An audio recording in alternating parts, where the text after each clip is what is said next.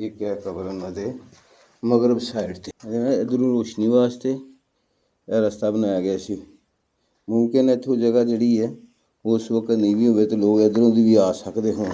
देखियो कोई सप सुपी ना होवे।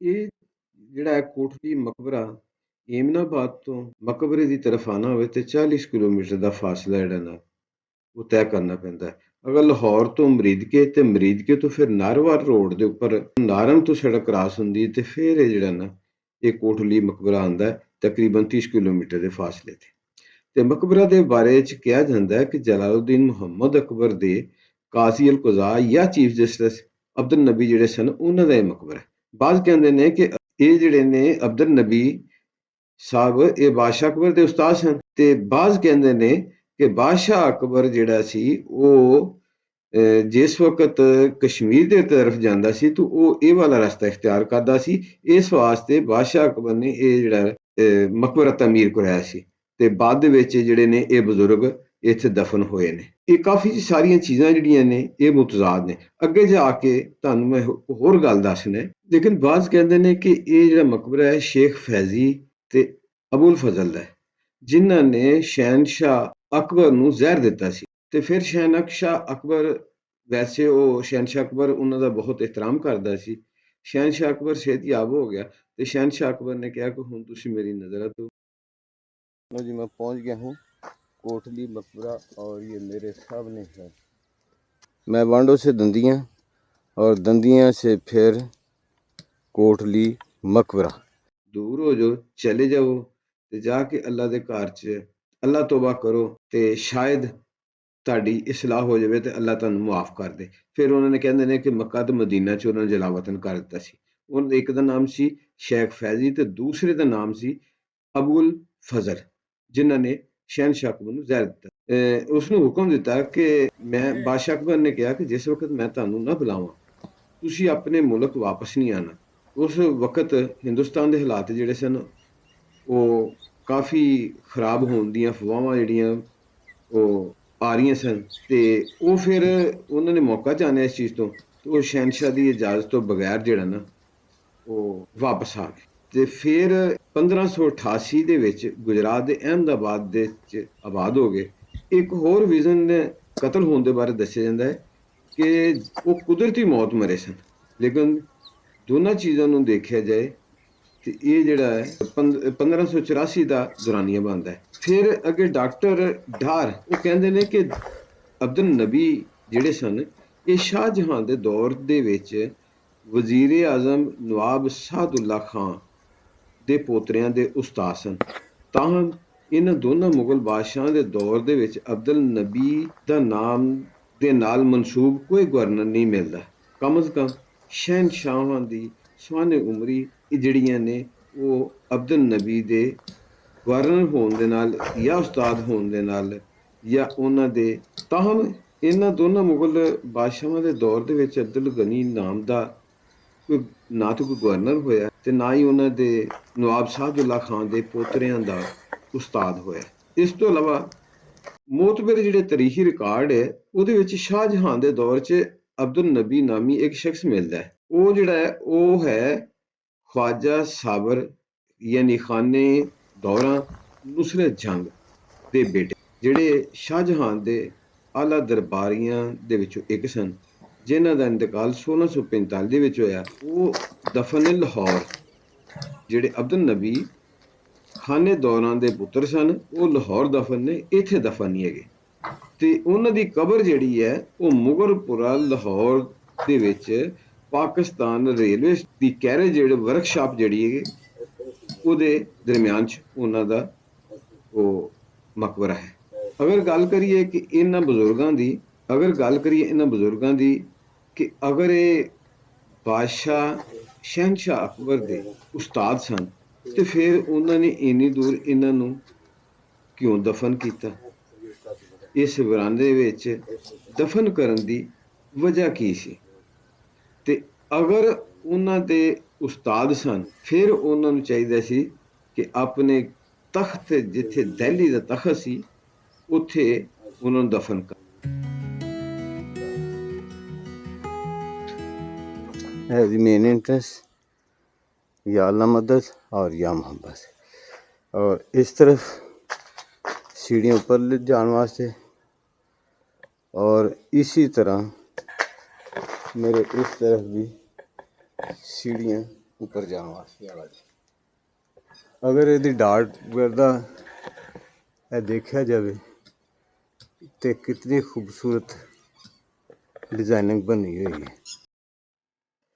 देखो ना बुनियादाਂ ਦੀਆਂ ਕਿੰਨੀਆਂ ਚੌੜੀਆਂ ਨੇ ਤੇ ਬਾਕੀ ਜਿਹੜਾ ਨਾ ਇਧਰਲੀ ਸਾਈਡ ਤੋਂ ਹੁਣ ਜਿਹੜਾ ਨਾ ਇਹਨੂੰ ਤਿਆਰ ਕੀਤਾ ਤੇ ਅੰਦਰਲੀ ਸਾਈਡ ਤੋਂ ਦੇਖੀਏ ਤੇ ਇਹਦਾ ਜਿਹੜਾ ਨਾ ਇਹ ਮੇਨ ਗੇਟ ਹੈ ਤੇ ਬਾਕੀ ਸਾਈਡਾਂ ਦੇ ਜਿਹੜਾ ਨਾ ਉਹ ਛੋਟੇ ਜਾਲੀਆਂ ਲਗਾਈਆਂ ਹੋਣਗੀਆਂ ਤਾਂ ਕਿ ਅੰਦਰ ਰੋਸ਼ਨੀ ਵੀ ਆਵੇ ਤੇ ਹਵਾ ਵੀ ਆਵੇ।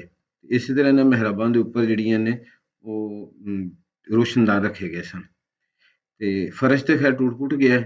ਬਾਕੀ ਮਕਬਰੇ ਨੂੰ ਅਗਰ ਹੁਣ ਵੀ ਸੰਭਾਲਿਆ ਗਿਆ ਤੇ ਇਹ ਵੀ ਬੜਾ ਅੱਲਾ ਦਾ ਸ਼ੁਕਰ ਹੈ ਕਿ ਗੌਰਮੈਂਟ ਦਾ ਧਿਆਨ ਜਿਹੜਾ ਨਾ ਇਸ ਤਰਫ ਆ ਗਿਆ ਤੇ ਇਹ ਚੀਜ਼ਾਂ ਜਿਹੜੀਆਂ ਨੇ ਇਹ ਮਹਿਫੂਜ਼ ਕੀਤੀਆਂ ਜਾ ਰਹੀਆਂ ਨੇ ਤੇ ਇਹਦਾ ਡੂਮ ਦੇਖੋ ਅਜੇ ਤੱਕ ਜਿਹੜਾ ਨਾ ਸਾਫ ਸੁਥਰਾ ਖੂਬਸੂਰਤ ਉਹ ਨਜ਼ਰ ਆਉਂਦੇ ਹੈ ਤੇ ਇਹਦੀਆਂ ਜਿਹੜੀਆਂ ਨੇ ਮਹਿਰਾਬਾਂ ਉਹ ਵੀ ਜਿਹੜੀਆਂ ਨਵੀਂ ਤੋਂ ਬਚੀਆਂ ਨੇ।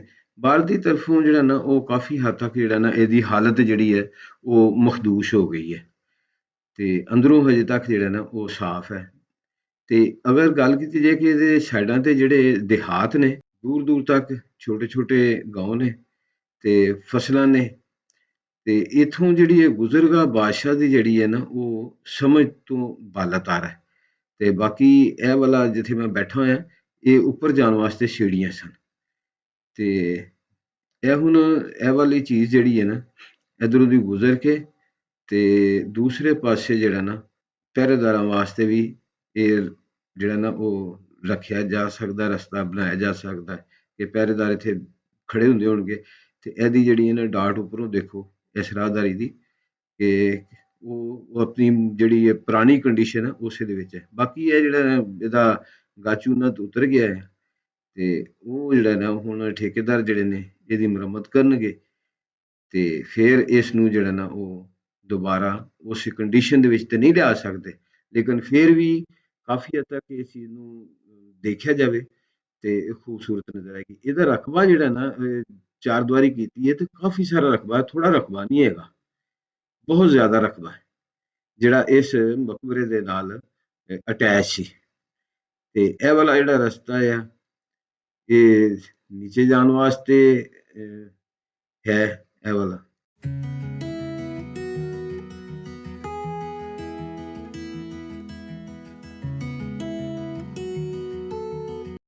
ਇਹ ਸਾਹਮਣਾ ਜਿਹੜਾ ਮੇਨ ਦਰਵਾਜ਼ਾ ਹੈ ਇਹਦੀ ਖੈਰ ਕੁਛ ਹਾਲਤ ਜਿਹੜੀ ਹੈ ਉਹ ਖਸਤਾ ਹੋ ਗਈ ਹੈ ਤੇ ਬਾਕੀ ਜਿਹੜਾ ਨਾ ਉਹ ਸਾਈਡਾਂ ਤੋਂ ਫਿਰ ਵੀ ਕਾਫੀ ਹੱਦ ਤੱਕ ਜਿਹੜਾ ਨਾ ਉਹ ਪੁਰਾਣੇ ਨਕਸ਼ੋ ਨੁਗਾਰ ਜਿਹੜੇ ਨੇ ਉਹ ਸ਼ੋ ਹੋ ਰਹੇ ਨੇ। ਇਧਰਲੀ ਸਾਈਡ ਤੋਂ ਮੀਨਾਰ ਇਹ ਤੇ ਠੀਕ ਹੈ ਲੇਕਿਨ ਜਿਹੜਾ ਦੂਸਰੀ ਤਰਫ ਦਾ ਮੀਨਾਰ ਹੈ ਉਹ ਟੁੱਟ ਫੁੱਟ ਗਿਆ।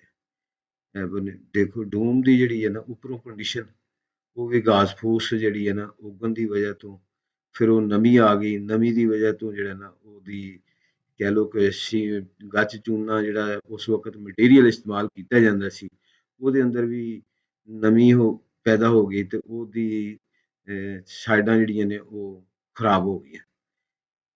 ਇਹ ਜਿਹੜਾ ਨਾ ਅਗਰ ਇਹਨੂੰ ਦੇਖਿਆ ਜਾਵੇ ਤੇ ਦੇਖੋ ਕਿੰਨਾ ਖੂਬਸੂਰਤ ਮੰਜ਼ਰ ਹੋਏਗਾ ਜਿਸ ਵਕਤ ਬਾਦਸ਼ਾਹ ਸਲਾਮਤ ਇੱਥੇ ਆਉਂਦੇ ਹੋਣਗੇ ਤੇ ਇਹ ਦੇਖੋ ਹੁਣ ਇਧਰਲੀ ਸਾਈਡ ਤੋਂ ਤੇ ਬਿਲਕੁਲ ਹੀ ਜਿਹੜਾ ਨਾ ਉਹ ਖਸਤਾ ਹੋ ਗਈ ਹਾਲਤ ਇਹਦੀ, ਇੱਟਾਂ ਨਿਕਲ ਗਈਆਂ ਨੇ ਸਾਰੀਆਂ। ਇਹ ਰੋਡ ਜਿਹੜੇ ਨੇ ਉਸ ਵਕਤ ਇਸਤੇਮਾਲ ਕੀਤੇ ਜਾਂਦੇ ਸੀ ਜਾਂ ਮਟੀਰੀਅਲ ਜਿਹੜਾ ਸੀ ਉਹ ਇਸਤੇਮਾਲ ਕੀਤਾ ਜਾਂਦਾ ਸੀ ਉਹ ਇੱਥੇ ਜਿਹੜਾ ਨਾ ਉਹ ਕਿ ਪੰਜਾਬੀ ਜਿਹਨੂੰ ਕਹਿੰਦੇ ਭੁਰ ਭੁਰ ਕੇ ਉਹ ਡਿੱਗਦਾ ਪਿਆ ਤੇ ਬਾਕੀ ਇਹ ਦੇਖੋ ਕਿੰਨੀ ਗਰਦ ਨਿਕਲਦੀ ਪਈ ਹੈ, ਹਰ ਚੀਜ਼ ਦੀ ਉਹ ਗਰਦ ਬਣ ਚੁੱਕੀ।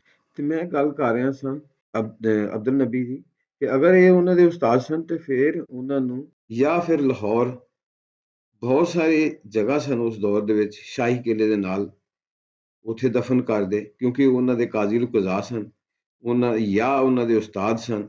ਜਿਸ ਤਰ੍ਹਾਂ ਦੂਸਰੇ ਮੁਗਲਪੁਰੇ ਦੇ ਅੰਦਰ ਮੁਗਲੀਆ ਦੌਰ ਦੇ ਹੁਕਮਰਾਨਾਂ ਦੇ ਵਜ਼ੀਰਾਂ ਦੇ ਵਜ਼ੀਰ ਆਜ਼ਮ ਦੇ ਗਵਰਨਰ ਦੇ ਮਕਬਰੇ ਨੇ ਇਹਨਾਂ ਦਾ ਵੀ ਮਕਬਰਾ ਫਿਰ ਉੱਥੇ ਨਜ਼ਰ ਆ ਰਹੇ ਨੇ ਕਿ ਇੱਥੋਂ ਮਹਿਸੂਸ ਹੁੰਦਾ ਕਿ ਇੱਥੇ ਬਹੁਤ ਬੜੀਆਂ ਬੜੀਆਂ ਬੁਰਜੀਆਂ ਸਨ, ਸਾਈਡਾਂ ਤੇ ਬਰਾਮਦਾ ਸੀ ਤੇ ਇਹਦੇ ਜਿਹੜੇ ਨਾ ਮੁਖਤਲਿਫ ਦਰਵਾਜ਼ੇ ਸਨ, ਲੇਕਿਨ ਹੁਣ ਇਹ ਟੁੱਟ-ਫੁੱਟ ਦਾ ਸ਼ਿਕਾਰ ਹੋ ਗਏ ਤੇ ਅਸਰਾਤ ਖਤਮ ਹੋ ਗਏ। ਤੇ ਇਹਨਾਂ ਚੀਜ਼ਾਂ ਦੇ ਵਿੱਚ ਜਿਹੜਾ ਨਾ ਉਹ ਕਾਫੀ ਸਾਰਾ ਤਜ਼ਾਦ ਪਾਇਆ ਜਾਂਦਾ ਹੈ। ਅੱਛਾ, ਦੂਸਰੀ ਗੱਲ ਅਸੀਂ ਹੁਣ ਕਰਨੇ ਆ ਇਹਦੀ ਬੁਨਿਆਦਾਂ, ਇਹਦੀ ਤਮੀਰ ਦੀ। ਤੇ ਅਗਰ ਅਸੀਂ ਇਹ ਬੁਨਿਆਦਾਂ ਨੂੰ ਦੇਖੀਏ ਨਾ, ਤੇ ਇਹਦੀ ਬੁਨਿਆਦੀ ਖਸੂਸੀਅਤ ਇਹ ਦੱਸਦੀ ਹੈ ਕਿ ਇਹ ਜਿਹੜਾ ਮਕਬਰਾ ਬਾਦਸ਼ਾਹ ਅਕਬਰ ਦੇ ਦੌਰ ਦਾ ਨਹੀਂ, ਬਲਕਿ ਸ਼ਾਹਜਹਾਨ ਦੇ ਦੌਰੇ ਹਕੂਮਤ ਦੇ ਵਿੱਚ ਇਹ ਬਣਾਇਆ ਗਿਆ। ਤੇ ਇਸੇ ਤਰ੍ਹਾਂ ਕਾਫੀ ਸਾਰੀਆਂ ਚੀਜ਼ਾਂ ਜਿਹੜੀਆਂ ਨੇ ਉਹ ਮੁਤਜ਼ਾਦ ਨੇ। ਤੇ ਗੱਲ ਕਰ ਰਿਹਾ ਸੀ ਕਿ ਮਕਾਮੀ ਜਿਹੜੀਆਂ ਨੇ ਸੀਨਾ ਬਸਾਨਾ ਰਵਾਇਤਾਂ ਜਿਹੜੀਆਂ ਨੇ ਉਹ ਕੁਛ ਹੋਰ ਦੋਸਤੀਆਂ ਨੇ। ਤੇ ਇਸ ਵਾਸਤੇ ਜਿਹੜਾ ਨਾ ਉਹ ਇਸ ਬਾਰੇ ਕਤਨ ਇਹ ਕੋਈ ਵੀ ਦਲੀਲ ਉਹ ਨਹੀਂ ਦਿੱਤੀ ਜਾ ਸਕਦੀ ਬੂਲੀਆ ਤਾਰੀਖ ਨੂੰ ਅਗਰ ਦੇਖਿਆ ਜਾਏ ਕਿ ਇਹ ਜਿਹੜੇ ਸਨ ਬਜ਼ੁਰਗ, ਇਹ ਇਹਨਾਂ ਦਾ ਤੁਅੱਲਕ ਜਿਹੜਾ ਸ਼ਾਹੀ ਖਾਨਦਾਨ ਦੇ ਨਾਲ ਰਿਹਾ। ਤੁਹਾਡਾ ਨਾਮ ਕੀ ਹੈ ਜੀ? मोहम्मद ज़ीशान। मोहम्मद ईशान। तेरा हीरो? मोहम्मद ज़ैन। जैन। और शकील अहमद? हाँ जी। वाह भाई वाह। चलो हम शहजादे ज़रा।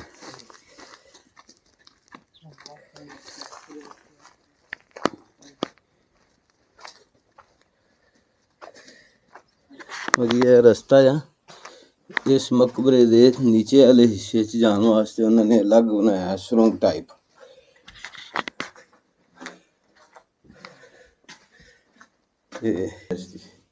जिधरों ਅਸੀਂ ਆਏ ਤੇ ਇਹ ਇਸ ਦਾ ਗੁੰਬਦ ਇਹ ਵਾਲਾ ਇਹਨਾਂ ਕਮਰਿਆਂ ਦੇ ਉੱਪਰ ਜਿਹੜਾ ਬਣਿਆ ਹੈ ਹਜ਼ਰਤ ਸ਼ੇਖ ਅਬਦੁਲ ਨਬੀ, ਇੱਕ ਹੈ ਕਬਰ ਉਹਨਾਂ ਦੇ ਮਗਰਬ ਸਾਈਡ ਤੇ।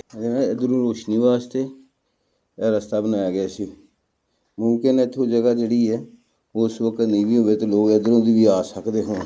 ਦੇਖੀ ਕੋਈ ਸੱਪ ਸੁਪੀ ਨਾ ਹੋਵੇ। ਤੇ ਉਮੀਦ ਹੈ ਨਾਜ਼ਰੀਨ ਮੇਰੀ ਅੱਜ ਦੀ ਵੀਡੀਓ ਤੁਹਾਨੂੰ ਪਸੰਦ ਆਈ ਹੋਵੇਗੀ। ਤੁਹਾਡੇ ਅੱਗੇ ਇਲਤਮਾਸ ਹੈ ਮੇਰੇ ਚੈਨਲ ਨੂੰ ਸਬਸਕ੍ਰਾਈਬ ਕਰ ਦਿਓ, ਬੈਲ ਆਈਕਨ ਨੂੰ ਪ੍ਰੈਸ ਕਰ ਦਿਓ ਤਾਂ ਕਿ ਮੇਰੀ ਆਉਣ ਵਾਲੀ ਹਰ ਨਵੀਂ ਵੀਡੀਓ ਤੁਹਾਡੇ ਤੱਕ ਪਹੁੰਚ ਜਾਵੇ। ਫਿਰ ਮਿਲਾਂਗੇ ਇੱਕ ਨਵੀਂ ਵੀਡੀਓ ਦੇ ਨਾਲ। ਅੱਲਾਹ ਹਾਫਿਜ਼।